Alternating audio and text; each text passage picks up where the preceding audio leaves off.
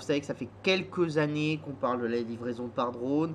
Alors il y a 5-6 ans, c'était vraiment ce qu'on pouvait appeler une hype, entre guillemets, c'est-à-dire que tout le monde voulait faire du drone, mais personne ne savait bien comment il allait en faire. D'ailleurs, vous l'avez vu, hein, c'était l'époque où Delta Drone, où Parrot, etc.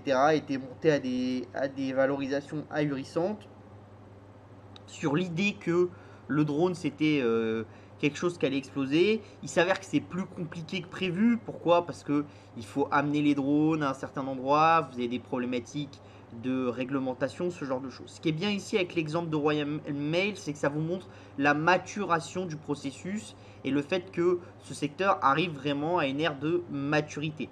Donc là, l'idée de Royal Mail, c'est d'ouvrir 50 itinéraires de drones postaux avec une société qui s'appelle Windracer Group.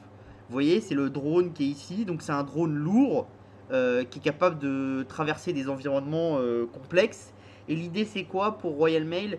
L'idée c'est que ce drone il est autonome, etc.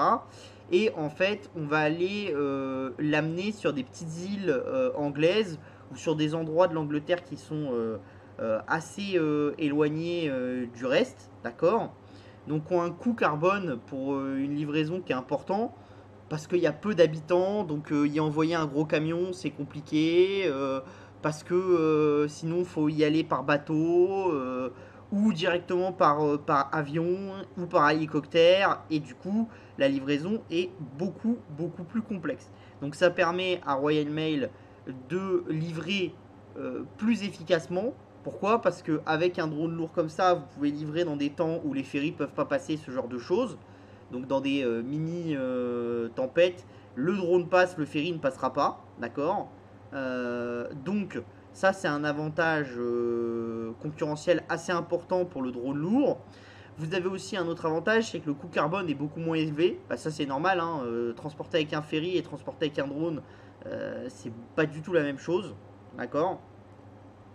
Donc voilà.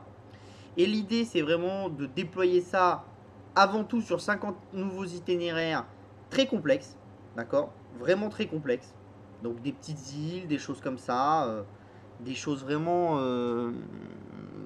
pas simples du tout. Et après, de pousser cette chose dans le temps long. Donc pour moi, c'est un bon exemple de ce qui se fait de bien avec les drones en ce moment et de pourquoi est-ce que ces drones-là, c'est une bonne chose.